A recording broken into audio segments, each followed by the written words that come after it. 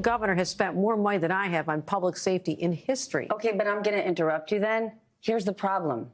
We don't feel safe.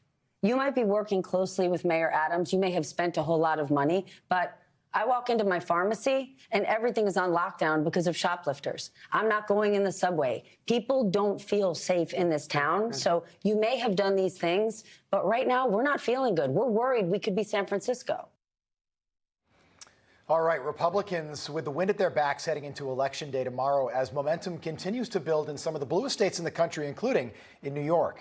Yeah, joining us now is former Westchester County executive and former candidate for New York Governor, Rob Astorino. Rob, great to have you. So, wow, I mean, that interesting interview there. MSNBC actually pushing back on Kathy Hochul. We've got recent polls that show Lee Zeldin is up. Not just Republicans are concerned about crime.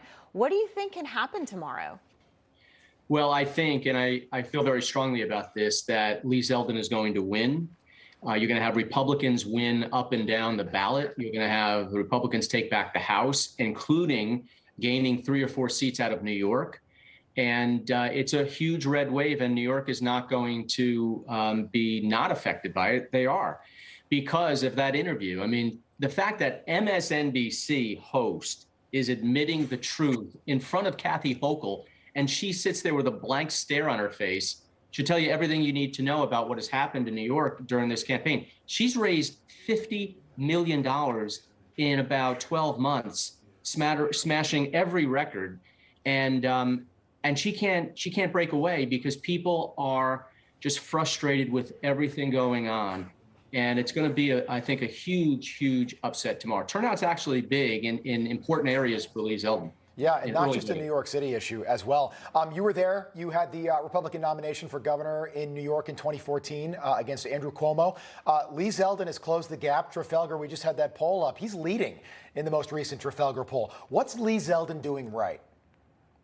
Well, he's got a lot of things going for him, too. Number one, I had Andrew Cuomo at the height of his popularity in a very different time. And Lee, thankfully, is, first of all, a good candidate with a very good record in Congress.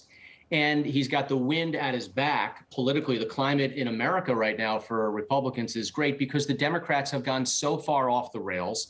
This country is becoming something people are very afraid of and really fear for the future. So, we got to get back to our moorings and we need some balance. And that's really what he's talking about. Plus the crime issue, the education issue. We were on hard lockdowns in New York. In addition to, going outside and being afraid to walk in our cities. Hearing the car alarms in the middle of the night in the suburbs, all of that matters. And I really think, this is going to be revenge of the normal people everywhere, whether it was in New Hampshire, whether here in New York. They're just going to take back their area and their state and say enough is enough. Yeah, I want to quickly get to Letitia James because obviously you talked about crime, right? It's a major concern. I see your reaction as I just said that. But so her race for Attorney General, so she said last month that she'd be open to reconsidering her bail reform laws. What do you make of this? Do you think she's feeling the pressure? You think she would actually do that?